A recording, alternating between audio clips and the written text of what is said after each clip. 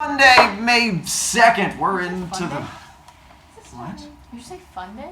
Monday? Oh, okay. Although it is a fun day, No. so I say one thing, you hear a different thing. Totally makes sense. I mean, technically every day in my class is a fun day. No, it's not. That's I should think. You're so wrong. I believe, to quote kids, the answer is no cap. And let's see. We'll get back into princessing here in a moment. As far as the intro goes, hopefully you have. I know it was super interesting. If you didn't, things are going to get real confusing coming up. But you know, the choices we make from there, like some of you guys who choose to hide your phones behind your books, thinking that I'm older than I really am. Tomorrow we get into math iLearns. We get to have a fun, super short class period. And then Wednesday, more iLearn, because you have to learn about iLearn.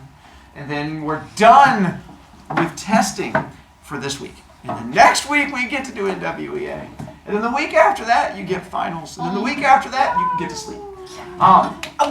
Your sermons are up on Skyward. I enjoyed them, even those of you who attacked me in your Skyward, in your sermons on Canvas. And then the one of you who has just chosen not to create a sermon, apparently there is just nothing you feel to complain about. Nikki!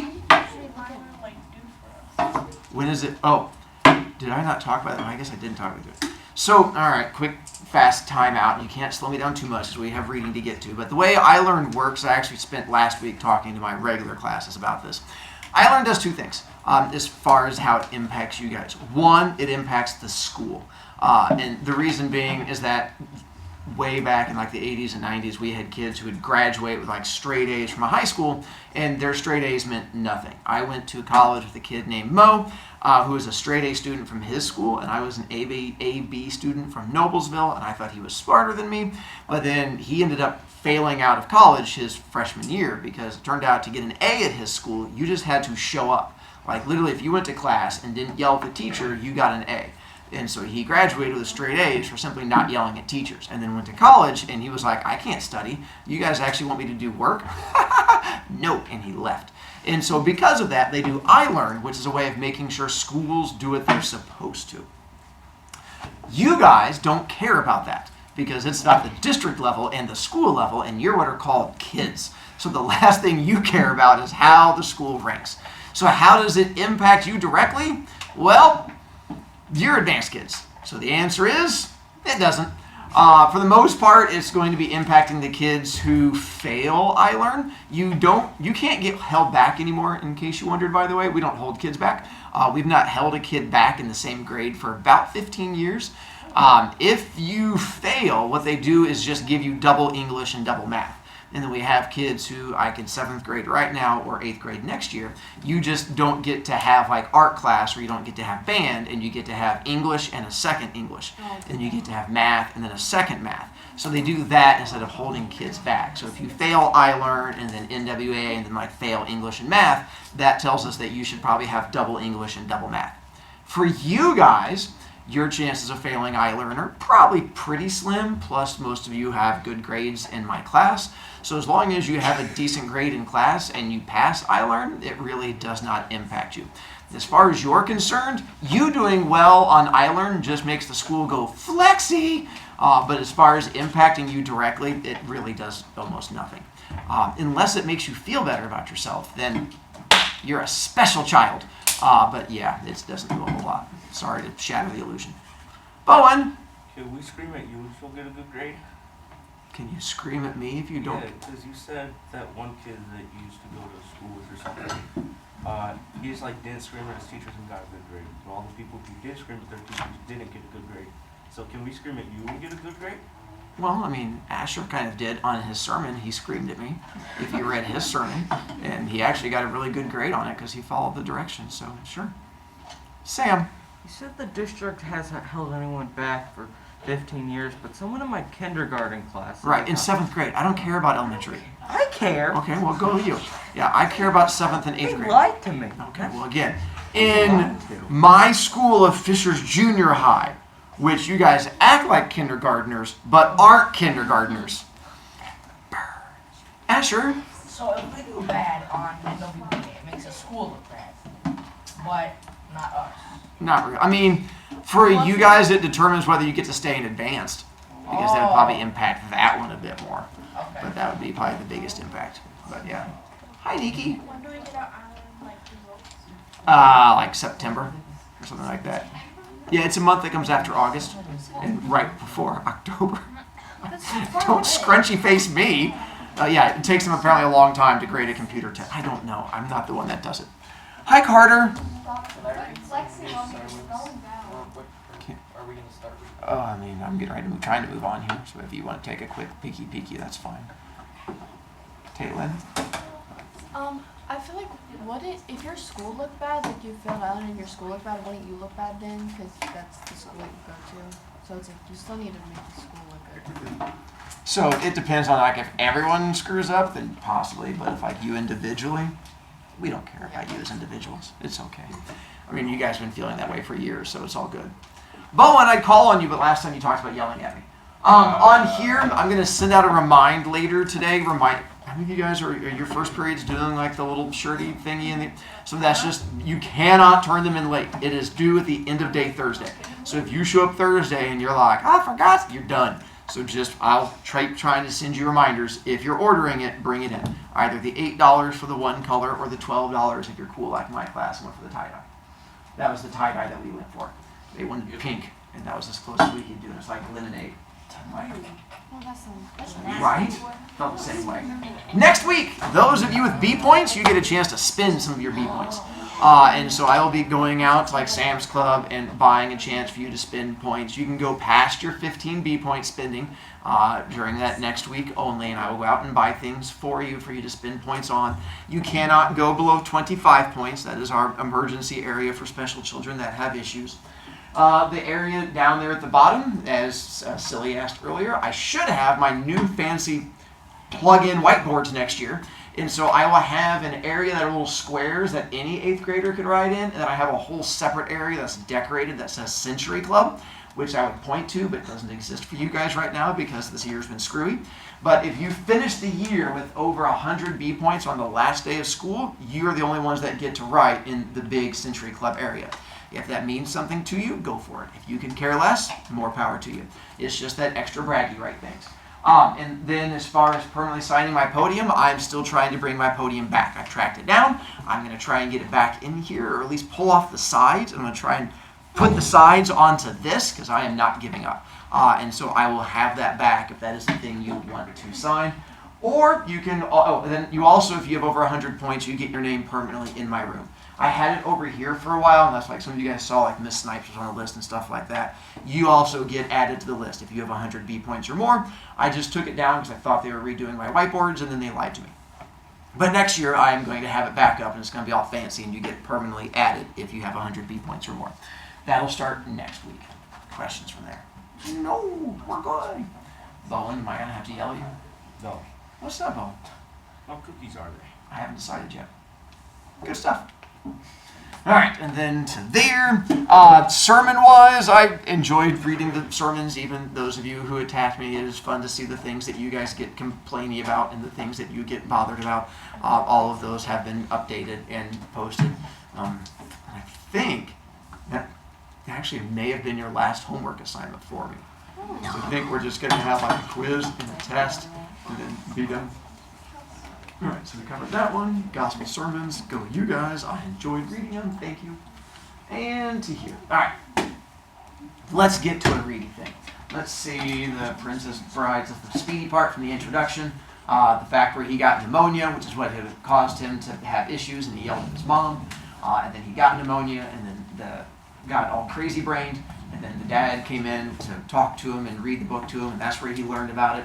And then from there, that's what turned him into a reader, because he hated reading, and he went through and I looked up all the books he was talking about. None of them look very exciting, except I know I've read Three Musketeers. That's actually one of my favorite books. But the other ones look old and boring. And then he talked about Gunga Din. That was the movie that he went to on the army base. I looked up Gunga Din. That also looks really weird. I have not seen that one. That's his first book, The Temple of Gold, which also looks really weird.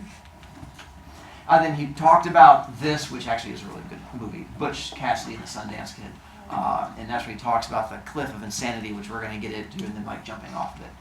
Talks about Starlet with the Sandy Sterling, and it got all creepy with the flirty bits and the yeah. I told you it was going to get all weird and creepy. Don't worry, it's going to get different, weird, and creepy today.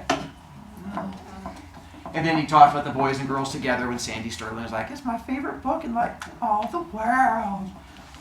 And then that's when we find out that he is doing the cut down version. Again, he cuts out. So if you turn to chapter 4, which is on page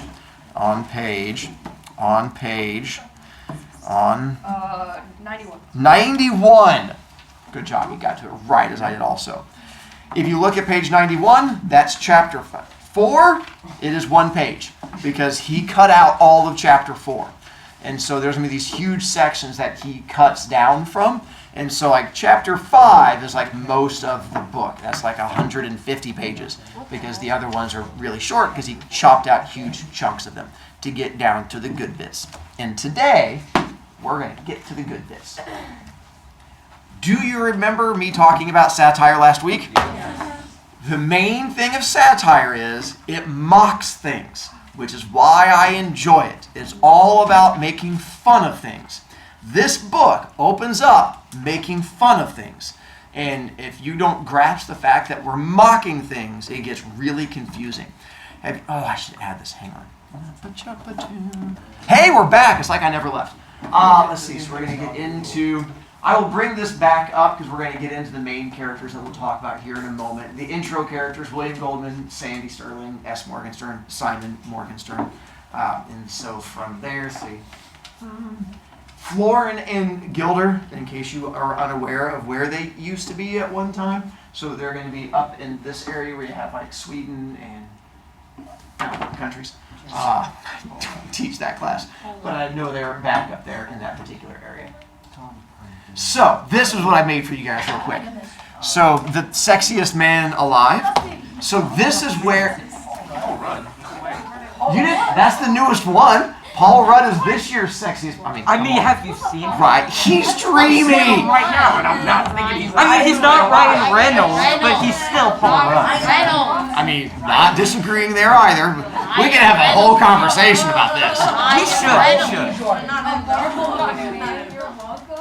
See, because he's a Marvel superhero.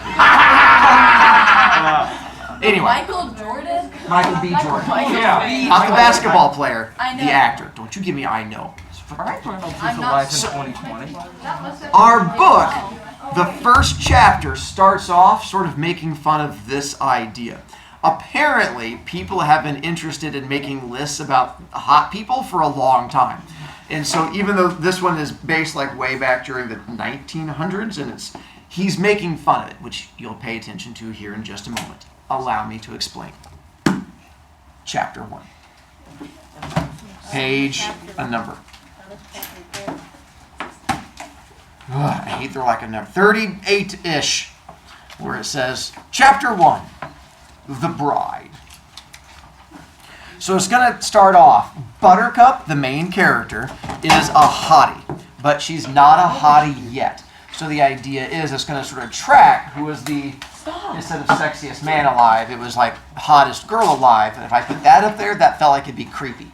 So I figured we'd just focus on this one instead. And so use that as we get into them making fun of things.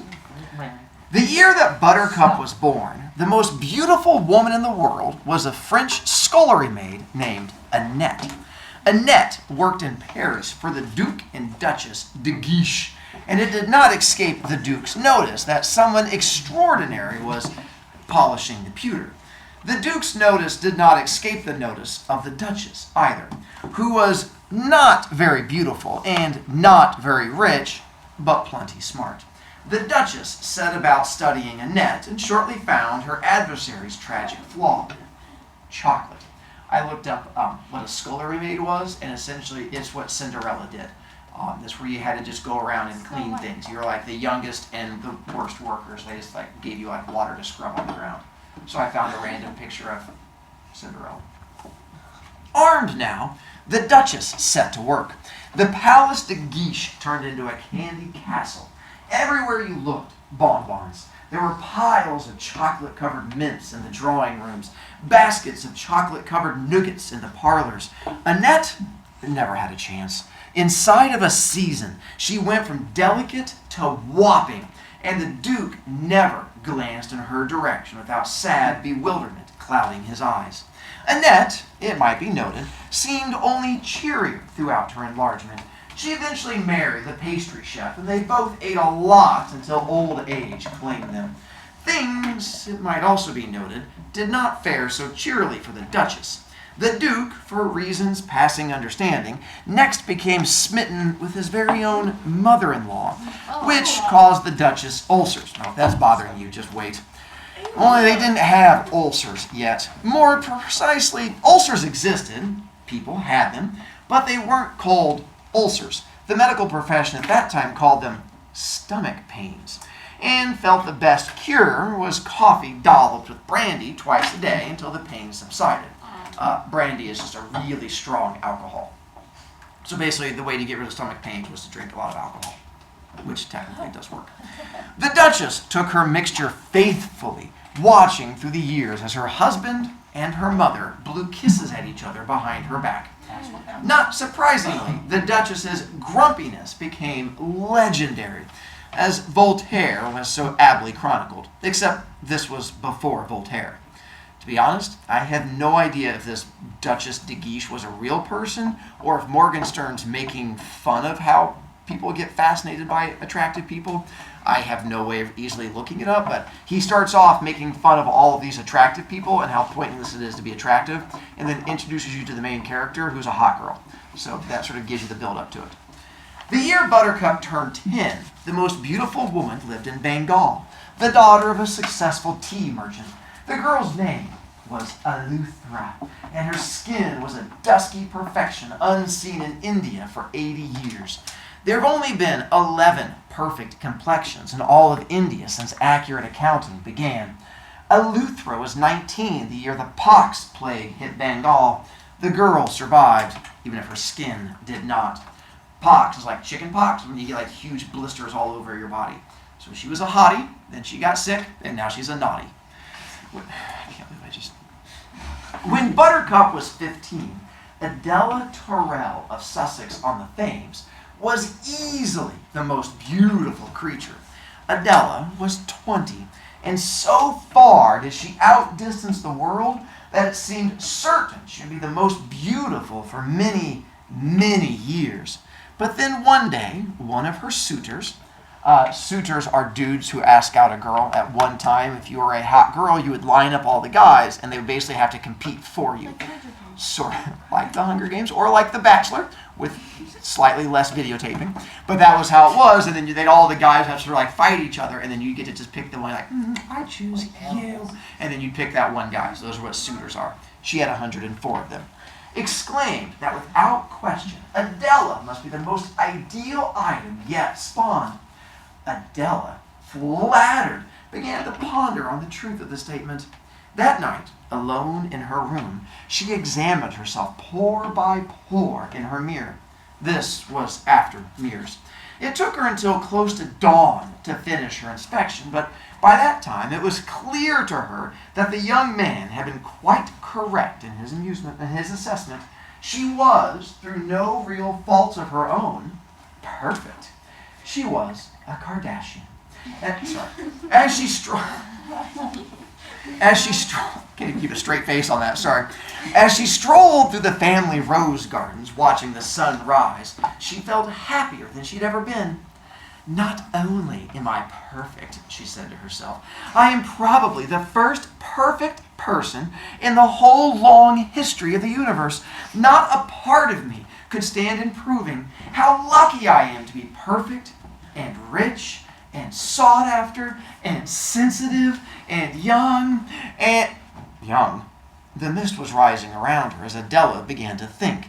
Well, of course I'll always be sensitive, she thought, and I'll always be rich, but I don't quite see how I'm going to manage to always be young. And when I'm not young, how am I going to stay perfect? And if I'm not perfect, what else is there? What indeed?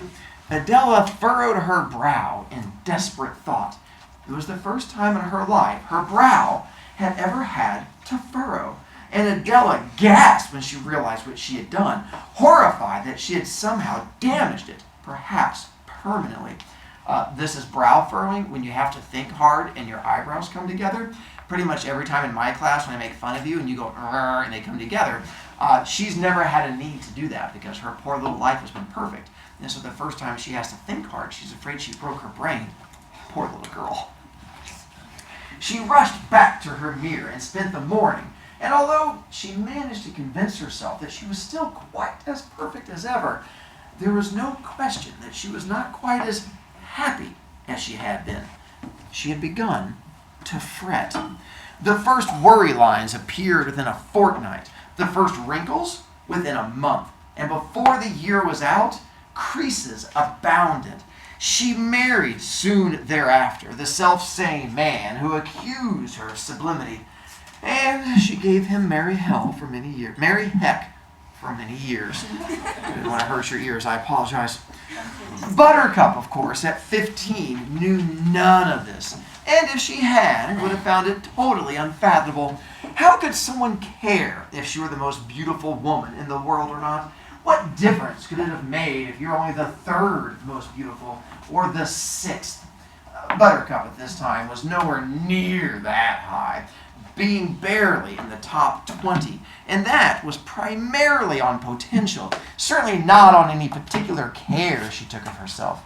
She hated to wash her face. She loathed the area behind her ears. She was sick of combing her hair and did so as little as possible. What she liked to do, preferred above all else really, was to ride her horse and taunt the farm boy. Buttercup is incredibly attractive, but could care less about being attractive. She just wants to hang out with her horse and make fun of the farm boy. I mean, I don't know who would enjoy making fun of people. That seems just wrong on so many people. The horse's name was Horse. Buttercup was not long on imagination. And it came when she called it, went where she steered it, did what she told it. The farm boy did what she told him, too. Actually, he was more a young man now, but he'd been a farm boy when, orphaned, he had come to work for her father. And Buttercup referred to him that way still. Farm boy, fetch me this. Give me that, farm boy, quickly, lazy thing. Trot now, or I'll tell father. As you wish. That was all he ever answered. As you wish. Fetch that, farm boy. As you wish. Dry this, farm boy. As you wish. He lived in a hovel out near the animals, and according to Buttercup's mother, he kept it clean. He even read when he had candles. I'll leave the lad an acre in my will, Buttercup's father was fond of saying. They had acres then. You'll spoil him, Buttercup's mother always answered. He has slaved for many years. Hard work should be rewarded. Then, rather than continue the argument, they had arguments then too, they would both turn on their daughter. You did not bathe, her father said. I did. Not with water, her father continued. You reek like a stallion. I've been riding all day. Oh, you must bathe, Buttercup. The boys don't like their girls to smell of stables. Oh, the boys! Buttercup fairly exploded. I do not care about the boys. Horse loves me, and that is quite sufficient. Thank you. She said that speech loud, and she said it often. But like it or not, things were beginning to happen. Shortly before her 16th birthday, Buttercup realized that it had now been more than a month since any girl in the village had spoken to her. She'd never much been close to girls, so the change was nothing sharp. But at least before, there were head nods exchanged when she rode to the village or along the cart tracks. But now, for no reason, there was nothing. A quick glance away as she approached, that was all. Buttercup cornered Cornelia one morning at the blacksmith's and asked about the silence. I should think, after what you've done, you'd have the courtesy not to pretend to ask, came from Cornelia. What have I done? What? You've stolen them! With that, Cornelia fled. But Buttercup understood. She knew who them was. The boys. The village boys. The beef-witted, feather-brained, rattle-skulled, clod-pated, dim-domed, noodle-noggined, sap-headed, lunk-knobbed boys. How could anybody accuse her of stealing them? Why would anybody want them anyway? What good were they? All they did was pester and vex and annoy. Can I brush your horse, Buttercup? Thank you. The farm boy does that. Can I go riding with you, Buttercup? Thank you, but I really do enjoy myself alone. You think you're too good for anybody, don't you, Buttercup? No, I don't. I just like riding by myself, that's all. A quick translation. Do you know what the boys are doing with Buttercup? So for those of you who might be struggling to figure it out, apparently many of you are channeling your inner Buttercup. And you're like, why are those boys just talking to her like that all the time? That seems so annoying. Yes, this is how clueless boys flirt. And so that apparently just annoys her. And so I figured this would help you bring it all together. Sorry, I had fun creating that picture. But throughout her 16th year, even this kind of talk gave way to stammering and flushing, and at the very best, questions about the weather. Do you think it's going to rain, Buttercup? I don't think so. The sky's blue. Well, it might rain. Yeah, I suppose it might. You just think you're too good for anybody, don't you, Buttercup? No, I just don't think it's going to rain, that's all. At night, more often than not, they would congregate in the dark beyond her window and laugh about her. She ignored them. Usually the laughter would give way to insult, and she paid them no mind. If they grew too damaging, the farm boy handled things, emerging silently from his hovel and thrashing a few of them, sending them flying. She never failed to thank him when he did this. As you wish, was all he ever answered. When she was almost 17, a man in a carriage came to town and watched as she rode for provisions. He was still there on her return, peering out. She paid him no mind, and indeed, by himself, he was not important. But he marked a turning point. Other men had gone out of their way to catch sight of her. Other men had even ridden 20 miles for the privilege, as this man had. The importance here is that this was the first rich man who had bothered to do so, the first noble. And it was this man whose name is lost to antiquity who mentioned Buttercup to the Count. Just to make sure you're fully grasping what's going on there, she is so attractive that random men will go out into fields and just sit and watch her as she goes by because she is so attractive. Instead of watching a TV show, you would watch this young girl go by on a horse. If that bothers you and you find it creepy, we're going to go much deeper down that path in just a moment because he is just the first person to come to the Buttercup show. The Buttercup show is about to get much, much more awkward. The land of Florin was set between where Sweden and Germany would eventually settle, which is why I'd shown you that picture earlier. This was before Europe. In theory, it was ruled by King Lotharen and his second wife, the Queen. But in fact, the king was barely hanging on, could only rarely tell day from night, and basically spent his time in muttering. He was very old, and every organ in his body had long since betrayed him, and most of his important decisions regarding Florin had a certain arbitrary quality that bothered many of the leading citizens. Prince Humperdinck actually ran things. If there had been a Europe, he would have been the most powerful man in it. Even as it was, nobody within 1,000 miles wanted to mess with him. The Count was Prince Humperdinck's only confidant. His last name was Rugen, but no one needed to use it. He was the only count in the country, the title having been bestowed by the prince as a birthday present some years before, the happening taking place naturally at one of the countess's parties. The countess was considerably younger than her husband. All of her clothes came from Paris. This was after Paris. And she had superb taste. This was after taste, too, but only just sus. And since it was such a new thing, and since the Countess was the only lady in all of Florin to possess it, is it any wonder that she was the leading hostess of the land? Eventually, her passion for fabric and face paint caused her to settle permanently in Paris, where she ran the only salon of international consequence. For now, she busied herself with simply sleeping on silk, eating on gold, and being the single most feared and admired woman in Florini's history. If she had figure faults, her clothes concealed them. If her face was less than divine, it was hard to tell once she got done applying substances. This was before glamour, but if it hadn't been for ladies like the Countess, there would never have been a need for its invention. In sum, the Rugans were couple of the week in Florin and had been for many years. All right, this is me.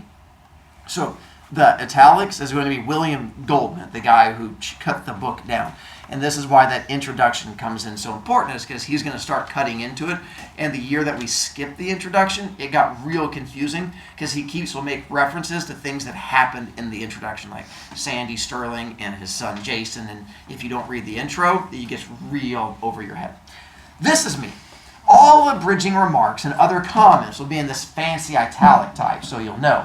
When I said at the start that I'd never read this book, that's true. My father read it to me, and I just quick skimmed along, crossing out whole sections when I did the abridging, leaving everything just as it was in the original Morgenstern. This chapter is totally intact. My intrusion here is because of the way Morgenstern uses parentheses. The copy editor at Harcourt kept filling the margins of the galley proofs with questions. How can it be before Europe, but after Paris? And how is it possible this happens before glamour, when glamour is an ancient concept? See, glamour in the Oxford English Dictionary. And eventually, I'm going crazy. What am I to make of these parentheses? When does this book take place? I don't understand anything. Help! Denise, the copy editor, has done all of my books since Boys and Girls Together, and she'd never been as emotional in the margins with me before. I can't help her.